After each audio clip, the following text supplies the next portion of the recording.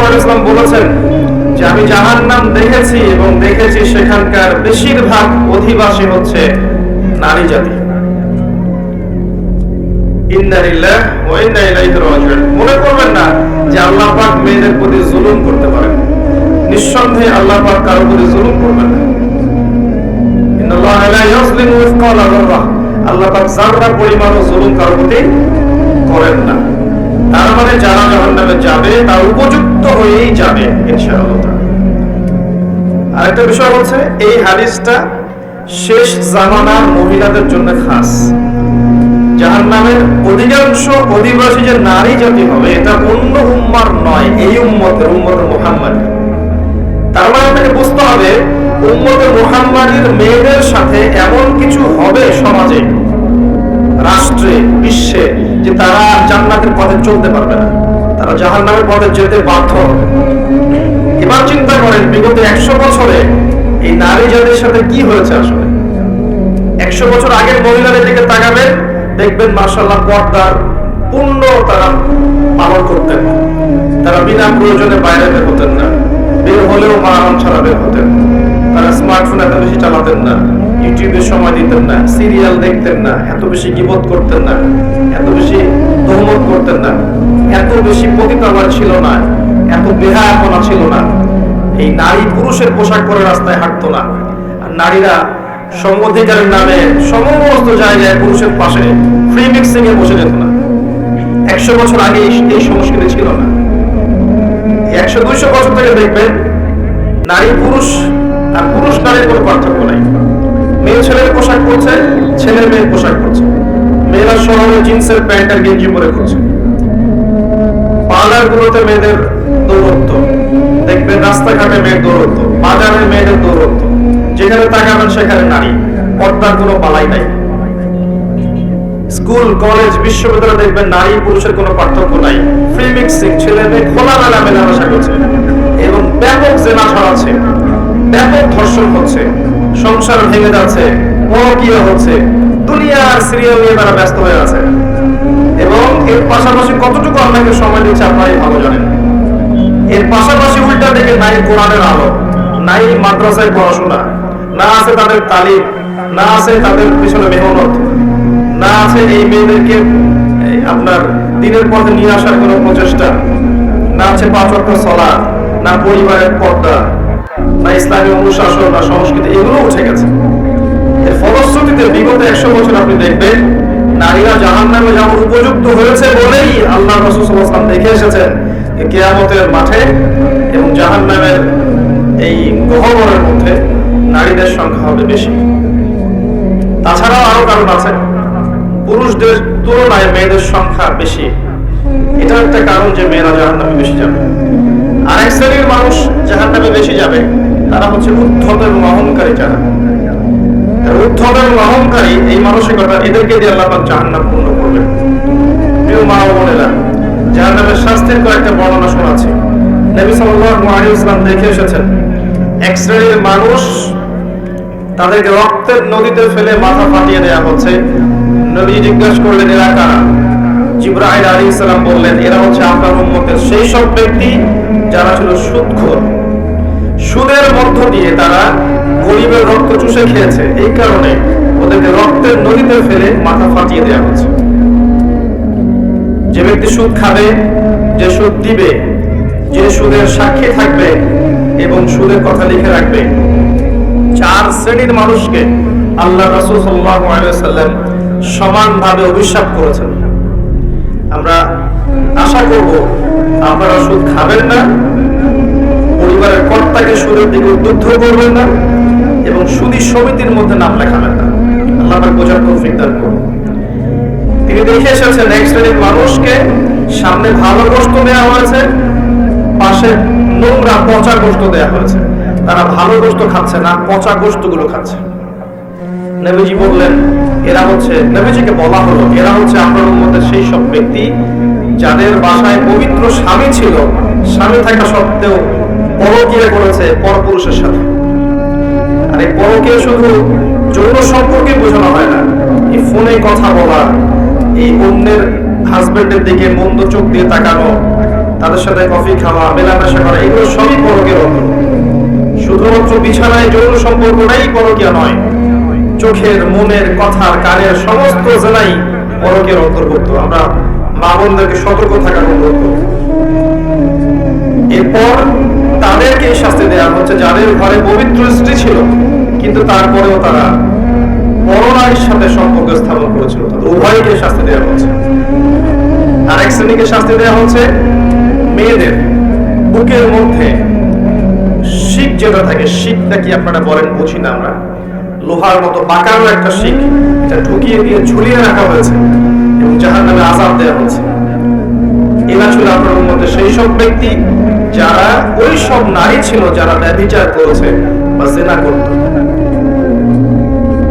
জিনার এই পথ পুরুষদের মাধ্যমে যতটা না উন্মুক্ত হয়, নারীদের মাধ্যমে তার চেয়ে বেশি উন্মুক্ত হয়। যখন সমাজের বেশিরভাগ মেয়েরা বেপরদায় ঘোরাফেরা করবে, তখন সমাজের মধ্যে জিনা বাড়বেই, ব্যভিচার বাড়বেই, ধর্ষণ বাড়বেই, পরকীয়া বাড়বেই, এবং সমাজের যে একটা নূরানি কাঠামো থাকে, রুহানি কাঠামো থাকে, আল্লাহ প্রদত্ত এটা থাকবে না, ভেঙে যাবে। আমরা আমাদের মা বোনদেরকে অনুরোধ করব, ছোটবেলা থেকেই আপনার মেয়েকে, আপনার বোনকে পর্দা করতে শেখান। সম্ভ্রম একবার চলে গেলে এই বিশ্ব নেতারা, রাষ্ট্র নেতারা, অর্থনৈতিক নেতারা, সমাজের নেতারা কখনো সম্মানটুকু ফিরে দিতে পারবে না। আপনার আমার সম্মান আমাদেরকেই রক্ষা করতে হবে, আমাদের পরিবারের মূল্যবান আদর্শ আমাদেরকেই রক্ষা করতে হবে। এদিকে দাজ্জালের অনুসারী এবং শয়তানের অনুসারীরা গানের পাশে অনেক স্লোগান দিতে থাকবে, এই স্লোগানে আপনার কান দেওয়া যাবে না। আল্লাহ পাক বোঝার তৌফিক দান করুন, আমিন। আর অনেক শাস্তি তিনি দেখে এসেছেন যে ব্যভিচারীদেরকে এমন চুলার মধ্যে রাখা হয়েছে যার নিচের দিকটা প্রশস্ত, সামনের দিকটা সরু, নিচ থেকে আগুন জ্বলছে, উপর থেকে দাউ দাউ করে, আর মানুষগুলো নগ্ন অবস্থায় নিচ থেকে উপরে চলে আসছে। আর অনেক শাস্তি দেখেছেন যে ইতিমের মাল যারা ভক্ষণ করছে, ওদের শাস্তি দেখেছেন যে তারা বড় বড় আগুনের এক একটা দলা এগুলো নিয়ে গিলছে, পেটের ভিতরে চলে যাচ্ছে, পিছনের পথ দিয়ে বের হয়ে যাচ্ছে। যারা সালাত আদায় করতো না, তাদের শাস্তি তিনি দেখে এসেছেন যে তারা শুয়ে আছে এবং মাথার উপরে দুইজন ফেরেশতা দাঁড়িয়ে আছে, তাদের হাতে বড় পাথর আছে, এই পাথর দিয়ে তারা মাথা ফাটিয়ে দিচ্ছেন, মাথাটা চূর্ণ বিচূর্ণ হয়ে যাচ্ছে এবং সেই পাথরটা ছিটকে অনেক দূরে চলে যাচ্ছে। এরপর সেই পাথর তারা আবার আনতে যাচ্ছে, এই ফাঁকে এই মাথাটা আবার আগের জায়গায় চলে আসছে, আবার পাথর এনে আবারও মাথার উপরে আঘাত করে মাথাটাকে চূর্ণ বিচূর্ণ করা হচ্ছে। কাদের শাস্তি? যারা ফরজ নামাজ পড়তো না, ঘুমিয়ে থাকতো। নবী সাল্লাল্লাহু আলাইহি ওয়াসাল্লাম বলেছেন, চারটা কাজ যদি কোনো মেয়ে করতে পারে, জান্নাতে যাওয়ার জন্য 8টা দরজা আল্লাহ পাক খুলে দেবেন ইনশাআল্লাহ। মাত্র 4টা কাজ কোন নারী যদি করতে পারে, তার জন্য আল্লাহ পাক জান্নাতের 8টা দরজাই খুলে দেবেন ইনশাআল্লাহ। যে দরজা দিয়ে ইচ্ছা সে প্রবেশ করতে পারবে। তার প্রথম কাজ হচ্ছে, যেই নারী 5 ওয়াক্ত সালাত আদায় করে। কতজন মেয়ে এখন 5 ওয়াক্ত সালাত পড়ে নিজেরাই ভেবে দেখেন, বা আদৌ সালাতের নিয়ম কানুন জানে কিনা ভেবে দেখেন, ওযু ঠিকমতো করতে পারে কিনা ভেবে দেখেন, সালাতের ফরজ ওয়াজিব কোনটা, সুন্নাহ কোনটা, মুস্তাহাব জানে কিনা এটা ভেবে দেখেন। জীবনে কোনোদিন সালাত শিক্ষা একটা বই পড়েছে কিনা এটাও ভেবে দেখেন।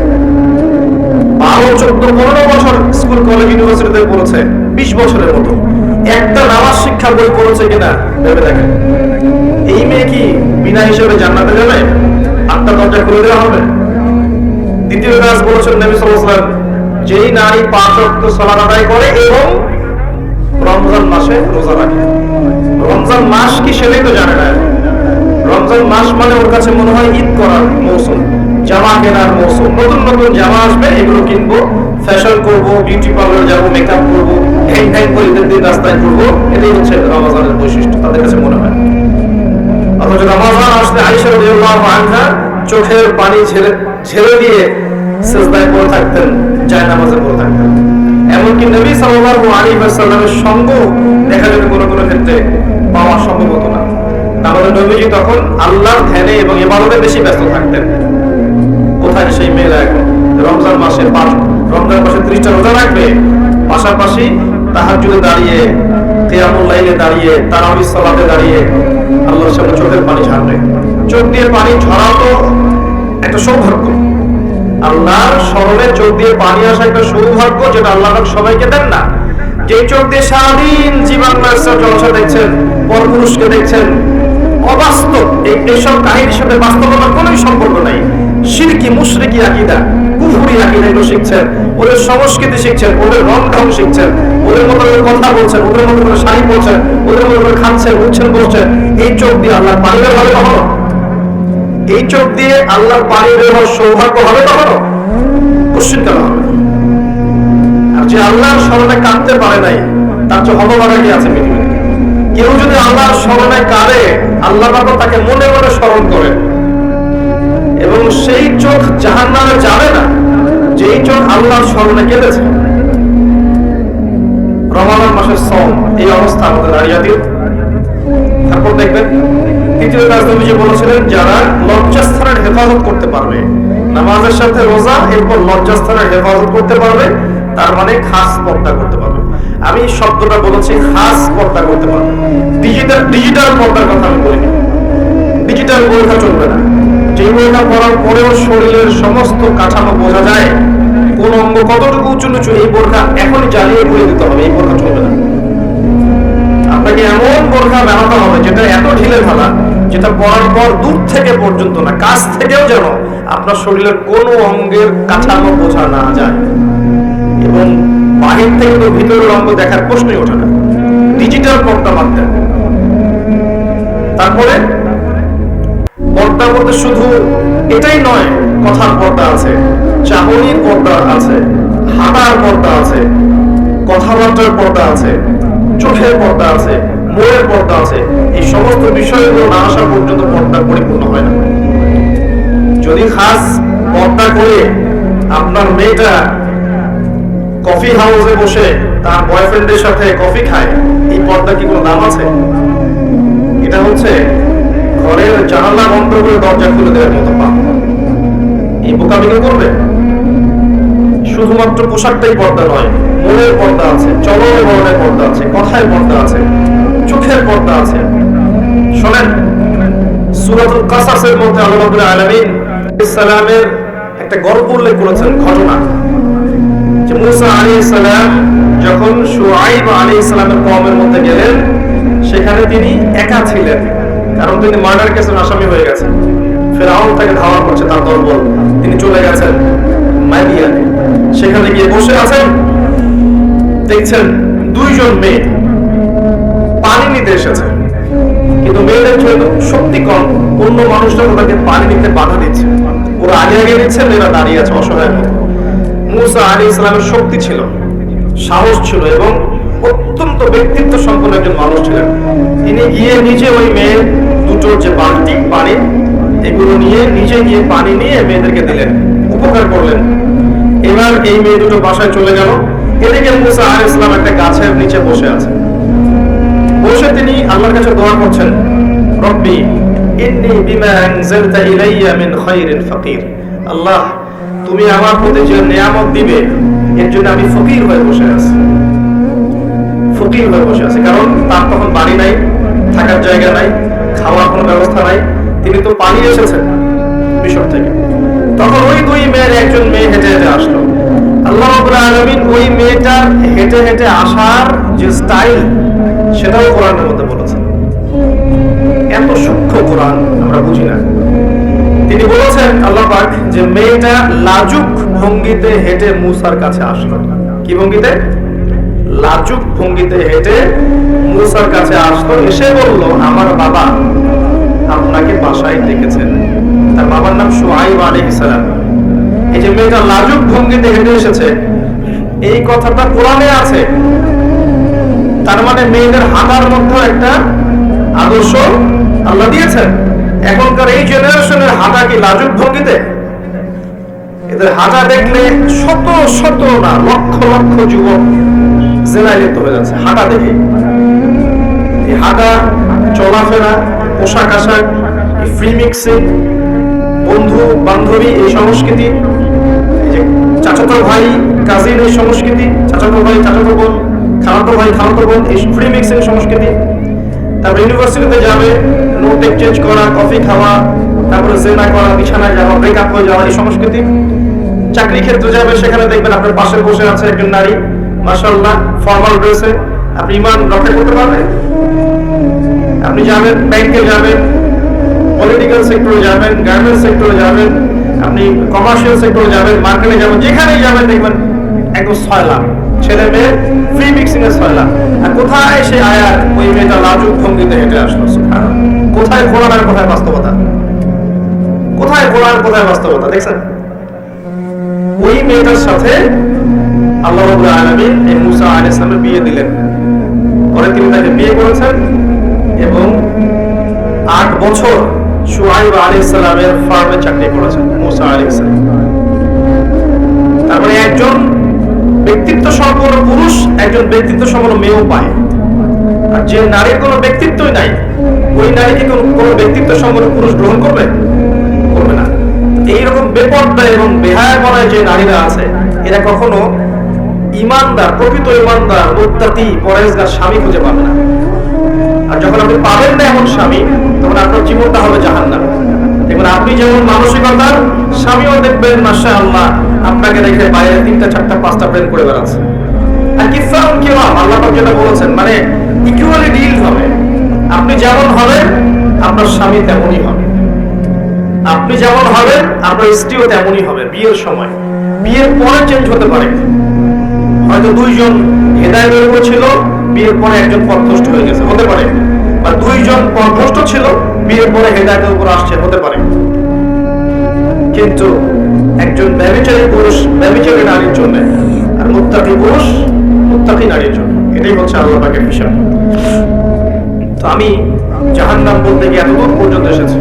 নবী সাল্লাল্লাহু আলাইহি ওয়াসাল্লাম যেটা বলেছেন, জাহান্নাম মানেই নারী আর নারী। তার মানে শেষ জামানার মেয়েদের সাথে এমন কিছু হবে যার ফলশ্রুতিতে আপনারা জান্নাতের পথে চলতে পারবেন না।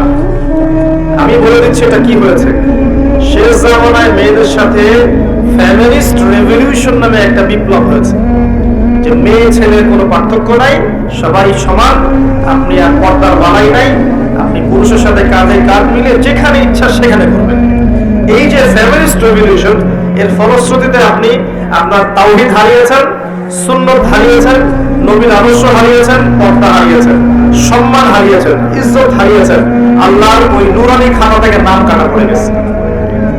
তওবা করে যদি ফিরে আসতে পারেন, এখনো যদি তাওহীদে আসতে পারেন, সুন্নতে আসতে পারেন, খাস পর্দায় আসতে পারেন, 5 ওয়াক্ত সালাত আদায় করতে পারেন, যাকাত দিতে পারেন, রমজানের সওম রাখতে পারেন, সুন্দর করে আল্লাহর আদেশ নিষেধ মেনে চলতে পারেন, এবং এই যে 4টা কাজ সালাত, সওম, পর্দা এবং স্বামীর আনুগত্য, এই 4টা কাজ করতে পারেন, ইনশাআল্লাহ তাআলা আজও সম্ভব আপনার সমস্ত গুনাহকে নেকিতে পরিবর্তন করা এবং পরকালে কিয়ামতের মাঠে আপনার জন্য জান্নাতের 8টা দরজা খুলে যাওয়া। এখনো সম্ভব।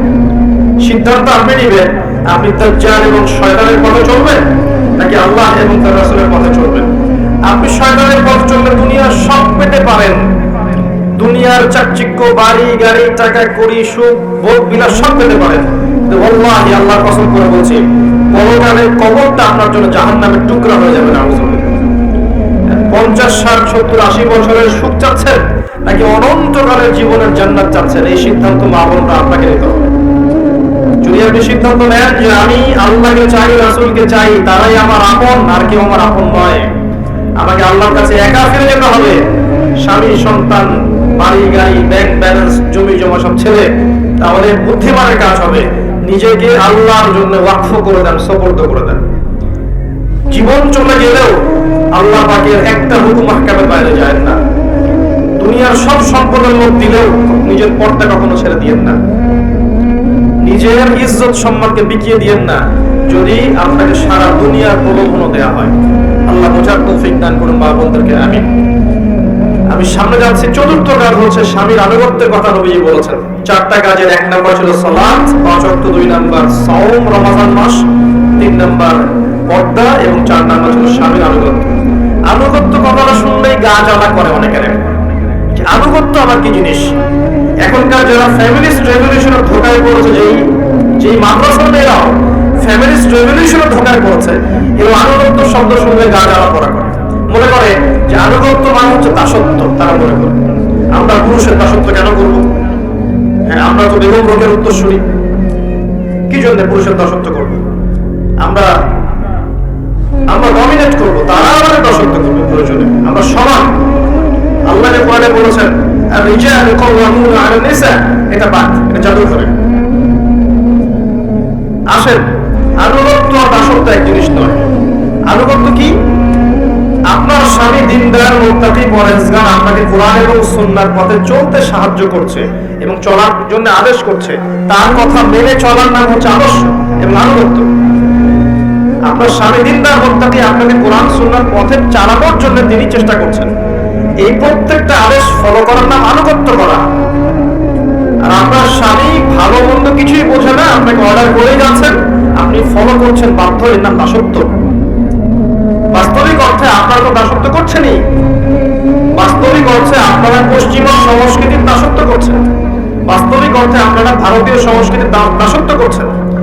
বাস্তবিক অর্থে আপনারা শয়তান এবং দাজ্জালের ফিতনায় পা দিয়ে ওদের দাসত্ব করছেন। কিন্তু আনুগত্য অন্য জিনিস ছিল।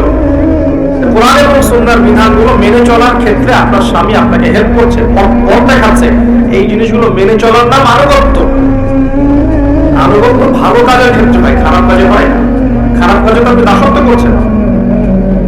আর কোন কোন ক্ষেত্রে দেখা যায় যে ভালো মন্দ স্বামী এমন ভাবে বোঝে, হয়তো স্ত্রী অতটা বোঝে না, সেই ক্ষেত্রে তার পরামর্শটা মেনে নেওয়ার নাম আনুগত্য করা। কোন কোন ক্ষেত্রে সমাজে এবং সংসারে, স্পেশালি পরিবার এবং সংসারে শান্তি শৃঙ্খলা বজায় রাখার জন্য চুপ থাকার অভ্যাস করতে হয়, নীরব থাকার অভ্যাস করতে হয়, মেনে নেওয়ার মানসিকতা তৈরি করতে হয়, যাতে করে সংসারটা ঠিক থাকে, পরিবারটা ঠিক থাকে।